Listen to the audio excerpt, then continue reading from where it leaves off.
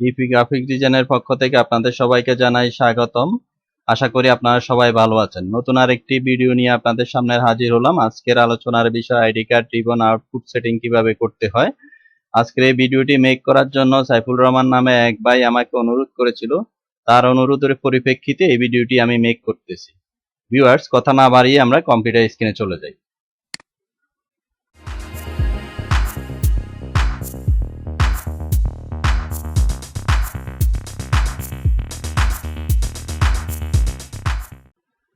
Graphic design intermediate Bangla tutorial part 11, এখানে একটি ID card কিভাবে করতে হয় সম্পূর্ণরূপে ধারণা দেওয়া হয়েছে।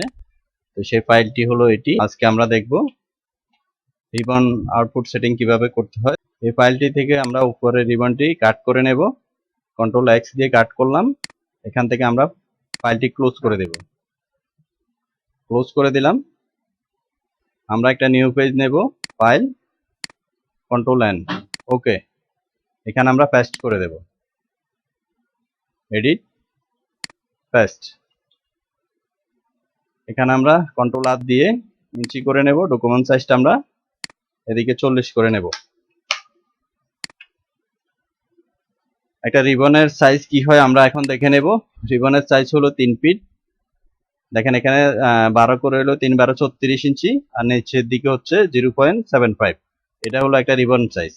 এখানে যে কালারটি আছে এটা হচ্ছে রিবনের কালার। এই কালারটি আমাদের প্রিন্টের প্রয়োজন নাই, এটা আমরা এখান থেকে নাউন করে দেব।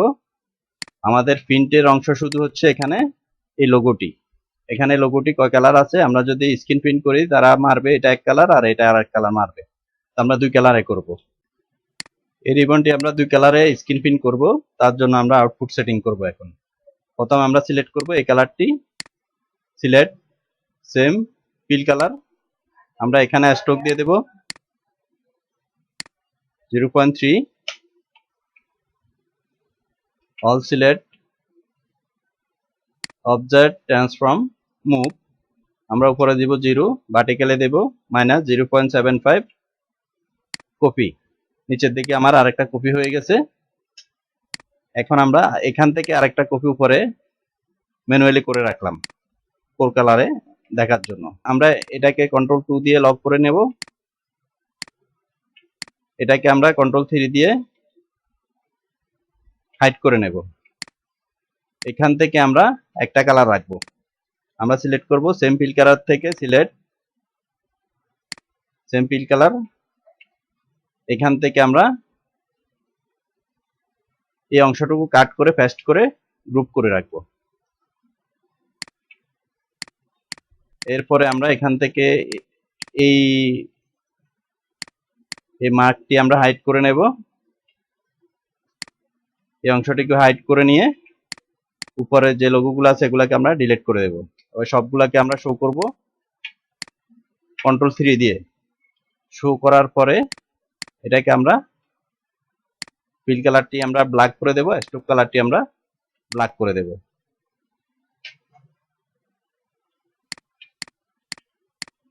এখন এখান থেকে আমরা এই কালারটি নাউন করে দেব। কোন কালারটি? এই কালারটি। এই কালারটি অল সিলেক্ট করব। অল সিলেক্ট করার পরে স্ট্রোকটি আমরা নাউন করে দিয়ে এই কালারটি আমরা হোয়াইট করে দেব। এখান থেকে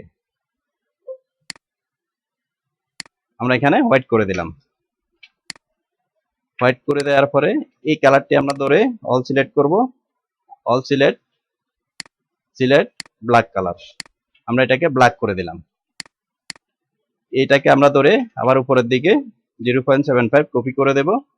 কপি হয়ে গেছে। এখান থেকে আমরা ডাইরেক্ট সিলেকশন টুল দিয়ে কপি ফন্ট পেস্ট করব। ফন্ট পেস্ট করার পরে এটাকে আমরা 0.5 বা 0.3 করে দিলাম।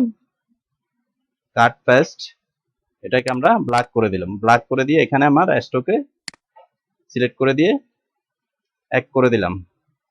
এখানে আমরা এক করে দিলাম। এটাকে আমরা আবার কপি করব 0.75। এটাকে সিলেক্ট করব। এটাকে সিলেক্ট করে আমরা মুভ দিয়ে 36 ইঞ্চিতে আবার কপি করব। এই পাশে আমার কপি হয়ে গেছে। ঠিক আছে, এখানে আমার কপি হয়ে গেছে। এখন আমরা এই যে দুটা স্ট্রোক আছে এই দুটা স্ট্রোককে আমরা নাউন করে দেব। এখান থেকে নাউন করে দিলাম। এই এটাকে যদি আমরা মুভ করি 0.75 কপি এখানে এসে পড়তেছে, তার মানে এটা মারবে গ্রিন কালার, নিচেরটা মারবে রেড কালার, এই কালারটা এই অংশটাকে মারবে গ্রিন কালার, আর এই অংশটা মারবে রেড কালার। আশা করি আপনারা বুঝতে পেরেছেন। রিবনের সাইজ যদি বড় হয় আপনি এটাকে আবার মুভে যে 1.5 দিয়ে ডাবল কপি করে দিতে পারেন, ঠিক আছে? এভাবে আপনি বাড়ায় নিতে পারেন। আর আপনার যদি রিবন যদি সিঙ্গেল রিবন হয় তাহলে আপনার সেক্ষেত্রে দুইটা হলে যথেষ্ট, এই দুইটা হলে যথেষ্ট, আর দরকার নেই। এইগুলো আমার টু কালার সেটিং। আমি যদি এক কালার সেটিং করতে চাই কিভাবে করব তাও দেখাচ্ছি। এটাকে এখান থেকে কপি করে নিলাম, কপি করে নেওয়ার পর এটাকে লক করলাম, লক করার পরে এই অংশটুকু আমি অল সিলেক্ট করব, অল সিলেক্ট করার পর এটাকে আমি হোয়াইটও করে দিতে পারি বা এই কালারে স্কিনও করে দিতে পারি। এটাকে স্ট্রোকটা আমি নাউন করে দিলাম, এটাকে যদি হোয়াইট করে দিই তাহলে হোয়াইট হয়ে যাবে, হোয়াইট, এটুকু এক কালারে প্রিন্ট হবে। আর যদি এই কালারে স্কিন করি তাহলে আমি এখানে এই কালারটি আমি 20 করে দিলাম, এই 20 করে দিলাম, অল সিলেক্ট হয়ে গেছে। এখন এটাকে আমি এক কালারে করব। এক কালার করার জন্য এটাকে সিলেক্ট করে আমি select same fill colour, all select হওয়ার পরে ফাইল ব্ল্যাক কালার করে নিলাম, এটাকে অল সিলেক্ট করে নিলাম, এটাকে 20% দিয়ে দিলাম, এখান থেকে ব্ল্যাকের 20% এখান থেকে দিতে পারি, বা এটাকে আমি সিলেক্ট করব, সিলেক্ট করার পরে এখানে উপরের দিকে তুলে দিলাম, এখান থেকে আমি 0.75 কপি করে দিলাম, এটাকে আমি গ্রুপ করে নিলাম, এটা আলাদা করে নিলাম। এটাকে আমি স্ট্রোকটাকে আমি নাউন করে নেব, নাউন। এক কালারের জন্য রিবনটা আমার আউটপুট সেটিং হয়ে গেছে। এক কালারে যদি আমি ব্লক আউটপুট ছাড়ি সেক্ষেত্রে এটাকে আমি এখান থেকে কপি করে 2-3টা দিয়ে দেবো বা 4-5টা দিয়ে দেবো, একটা নষ্ট হয়ে গেলে আরেকটা আমরা কাজ করতে পারবো। এ হচ্ছে ID card ribbon output setting. এগুলাকে কাট করে আমি এটার ভিতরে নিয়ে গ্রুপ করে নিলাম, গ্রুপ করে নেওয়ার পরে আমি এটাকে অল সিলেক্ট করে ক্রিয়েট আউটলাইন করে এটাকে আমি সেভ এস করে ডেস্কটপে আমি এখানে একটা আউটপুট দিয়ে দিব। ডেস্কটপে এখানে একটা ফাইল নেম দেব, আইডি কার্ড স্ক্রিন প্রিন্ট